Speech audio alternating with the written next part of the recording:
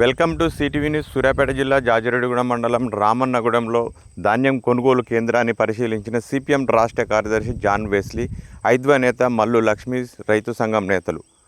ధాన్యం కొనుగోలు, రైతు సమస్యలు పరిష్కరించడంలో ప్రభుత్వం పూర్తిగా విఫలమైందని ఆరోపణ.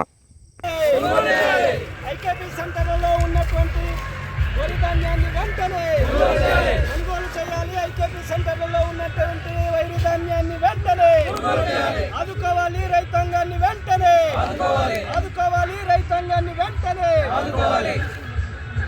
ఎట్లాంటి కండిషన్లు లేకుండా వరి ధాన్యాన్ని కొనుగోలు చేయాలి, ఎలాంటి నిబంధనలు లేకుండా వరి ధాన్యాన్ని కొనుగోలు చేయాలి.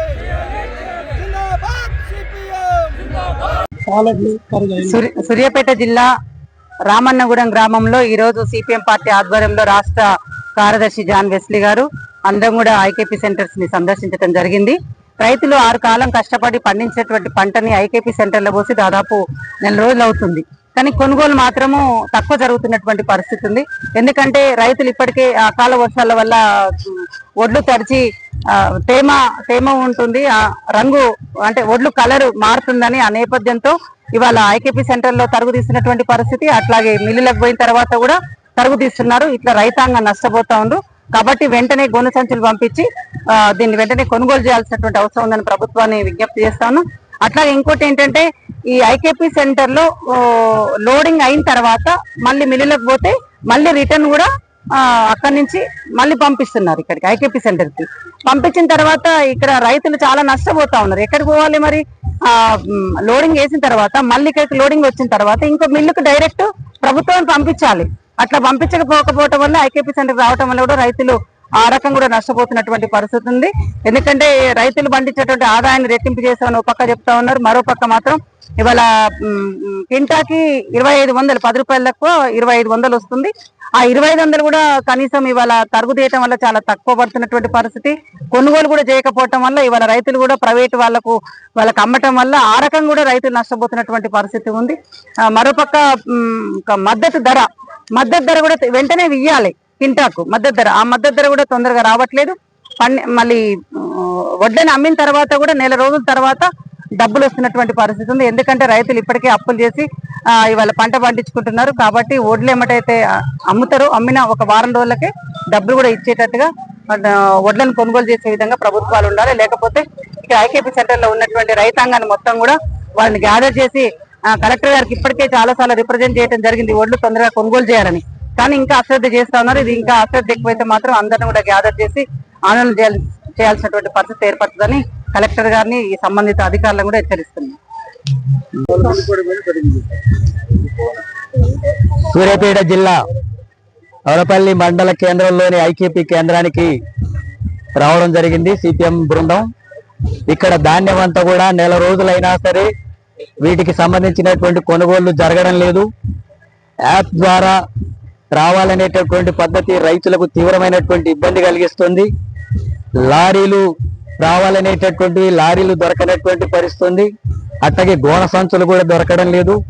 ఈ ధాన్యానికి సంబంధించినటువంటివి తాళ్ళు నైని రకరకాల పేరుతో దాదాపు 4-5 కేజీలు రైతులు నష్టపోతున్నటువంటి పరిస్థితి ఉంది.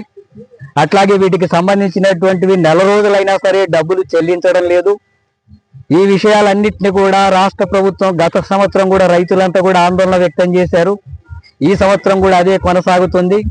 ఈ యాప్ని తీసేయండి, మాకు సాధ్యం కావడం లేదు, మీకు చదువు కూడా రాదు, వాటిని అంతా కూడా కొనసాగించాలంటే ఇబ్బందులు అవుతున్నాయి అనే విషయం చెప్పినా సరే ప్రభుత్వం మొండిగా వివరిస్తుందని చెప్పి రైతులు ఆందోళన వ్యక్తం చేస్తున్నారు. మరి ఈ సమస్యలు పరిష్కరించాల్సినటువంటి ప్రభుత్వం మాత్రం రైతులు రోడ్డు మీద ఉన్నప్పుడు వాళ్ళని పట్టించుకొని ఈ సమస్య పరిష్కరించుకోవడానికి తగిన చర్యలు తీసుకోవడం లేదు. ఎందుకు 4 రోజులు ఆగాల? వాళ్ళు డబ్బు ధాన్యం అమ్మిన తర్వాత అసలు కొనుగోలు చేయడానికి ఎందుకు 4 రోజులు ఇక్కడ కేంద్రంలోనే ధాన్యం నిల్వ ఉంచాలి? ఎన్ని రోజులు వాళ్ళు ఇక్కడ పడిగాపులు గాయాలా? అట్లాగే మళ్ళా బోనస్ కూడా సరిగా ఇవ్వడం లేదని చెప్పి రైతులంతా కూడా తెలియజేస్తున్నారు. మరి అలాంటి సమస్యలన్నీ పరిష్కరించడానికి కోసం మంత్రులు అట్లాగే రాష్ట్ర ముఖ్యమంత్రి రాష్ట్ర వ్యాప్తంగా పంట అంతా కూడా రోడ్ల మీదకి వస్తున్నప్పుడు రైతులను ఆదుకొని పరిష్కరించడంలో పూర్తిగా విఫలమయ్యింది. ఈ రకమైనటువంటి పద్ధతి కొనసాగితే మేము రైతుల తరఫున వచ్చినాం, రైతు ప్రభుత్వం అని చెప్పి ముఖ్యమంత్రి రేవంత్ రెడ్డి ఒకవైపు మాట్లాడతాడు. ఆ రైతులు రోడ్ల మీద ఉన్నప్పుడు, వాళ్ళు పంట నష్టపోతున్నప్పుడు, వాళ్ళకి ఇబ్బందులు ఉన్నప్పుడు మాత్రం ఆదుకునేటటువంటి చర్యలు అధికారులు చేయడం లేదు, ప్రజా ప్రతినిధులు చేయడం లేదు, ప్రభుత్వం ముఖ్యమంత్రి కూడా వాటి మీద స్పందించడం లేదు.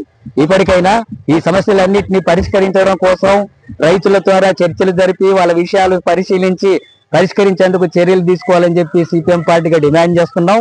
వెంటనే కొనుగోలు చేయాలా, అట్లాగే వాళ్ళకు వెంటనే డబ్బులు చెల్లించేటట్టుగా చర్యలు తీసుకోవాలి. అట్లాగే ఇక్కడ జరుగుతున్నటువంటి అక్రమాలు, అవినీతిని అన్నిటిని కూడా అరికట్టేటటువంటి పద్ధతిలో చర్యలు తీసుకోవాలని చెప్పి సిపిఎం పార్టీ రాష్ట్ర కమిటీగా డిమాండ్ చేస్తున్నాం. ఇదే పద్ధతి కొనసాగితే రైతుల్లో తీవ్రమైన ఆందోళన వ్యక్తమవుతుంది. రైతులు తిరగబడితే ప్రభుత్వమే గల్లంతయ్యేటటువంటి పరిస్థితి వస్తుంది. అలాంటి స్థితి తీసుకురాకుండా ముఖ్యమంత్రి ఇప్పటికైనా స్పందించి రైతుల సమస్యలు పరిష్కరించేందుకు చర్యలు తీసుకోవాలని చెప్పి డిమాండ్ చేస్తున్నాం. CTV.